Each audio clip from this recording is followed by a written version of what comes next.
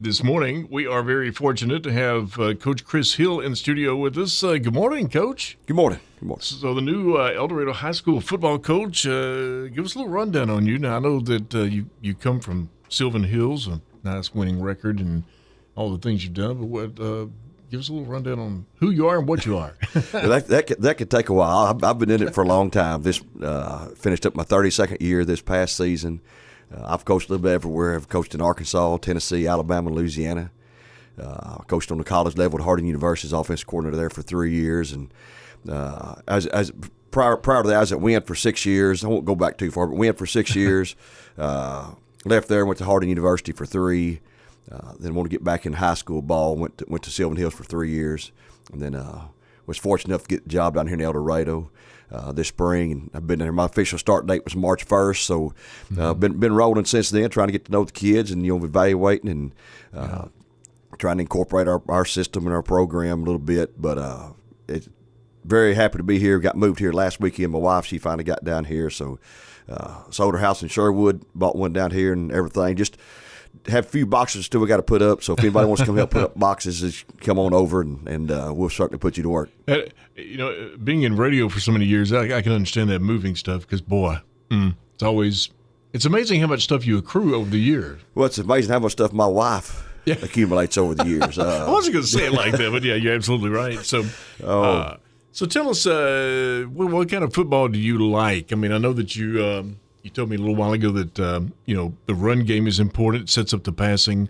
What can we expect?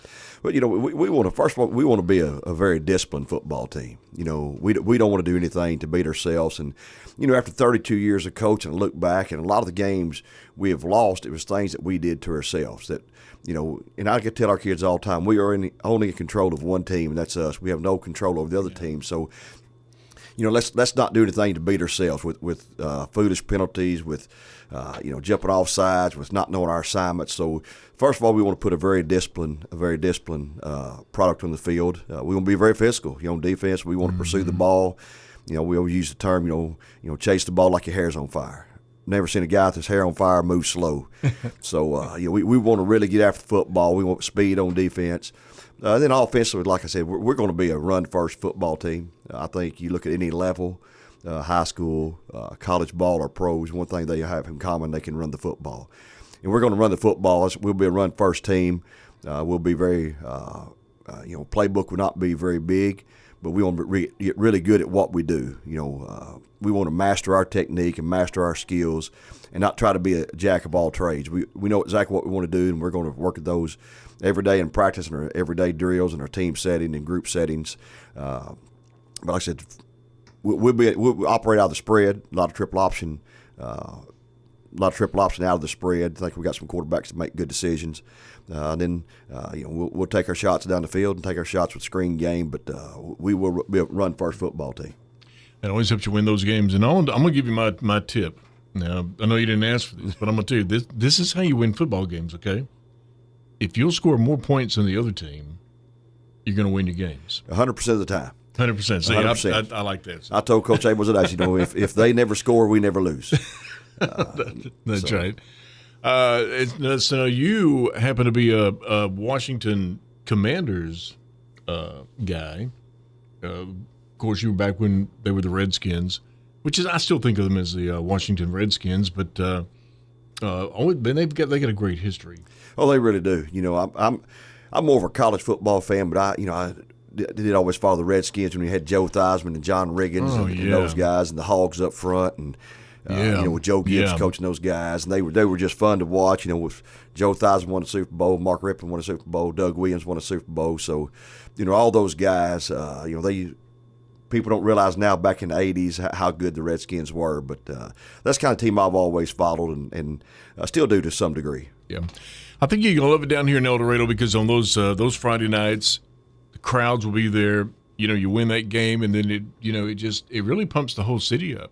It's amazing how one entity inside of a city can set the tone for the whole city, and everybody loves their football here. I guess that's true across pretty much everywhere you go.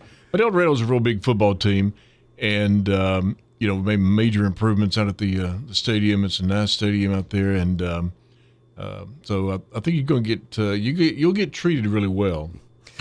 Well, there's as a coach, you look around, and I think there's fewer. They're getting to be fewer and fewer what we call football towns. I certainly think El Dorado is one of them. I think football is very important here. Mm-hmm. But a football game on a Friday night brings more people together, more students, because you have your football team, you have the managers of the football mm-hmm. team, you have the dance team, you have cheerleaders, you have the band, which you're talking about several hundred people, several hundred students that are involved on Friday night. Absolutely. And I'm sure I left some groups out, but it's just it's a neat atmosphere, and when football goes good, school goes better. I think if you talk to any administrator, they'll tell you when the football team's doing good, because it starts the school off right on a positive note, and we want to be a positive if we possibly can. So, but I do think football, especially in that aspect, with all the number of people that it involves, and when you're in that huddle, you're on that sideline, it doesn't matter who's standing next to you. You got to count on that guy to do his job, and he's got to be able to count on you, and nothing else matters at that point. Just, hey, can we get this job done right now? That's one of the things I think that really gets you set up for life, because it's like that way. It's that way in life. You got to depend on the person beside you, and football is one of those building blocks. It does something like that. So, all right, let me ask you now. So I want to ask you this question because it's really important. Today, by the way, is National Grilled Cheese Sandwich Day. Okay. And I love a grilled cheese sandwich. You? Yeah, I like everything. You can tell looking at me, I like to eat a lot. So my question I always ask everybody is, what is your favorite sandwich? Went down and got the bacon brisket burger the other day, that T-Models. That was really good. But I guess my favorite sandwich, I'd probably lean toward the Reuben. I like Reuben, and never met one I didn't like. And, but if I had to pick one, that would probably be it.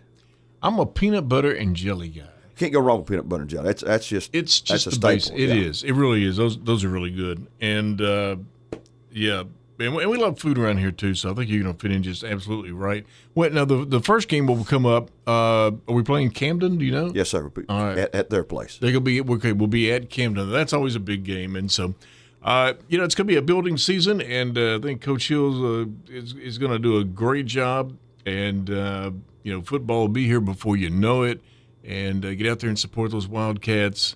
And let's go back to state. Let's do it. Let's do it. That's what we tell our kids all the time. We want to be the best team we could be, and if we take care of us and we take care of us during the summer and in the weight room and condition everything, mm-hmm. then we have to be satisfied with the outcome, because we know we've done the best job we could do. And there are going to be those games down the line, that maybe we don't come out as the winner, but you learn so much from losing. That's where you actually learn things. And of course, everybody likes a winner, and I know we plan on being a winner. Yes, that's the plan. But there are lessons to be learned from winning and losing both. I agree 100%. Absolutely. All right. Well, Coach Hill, congratulations on the position, and man, we look forward to a great game. Great season. Well, thank you. We're happy to be here, and can't wait to get out in the community and meet more people and get to know people, and can't wait for that first Friday night.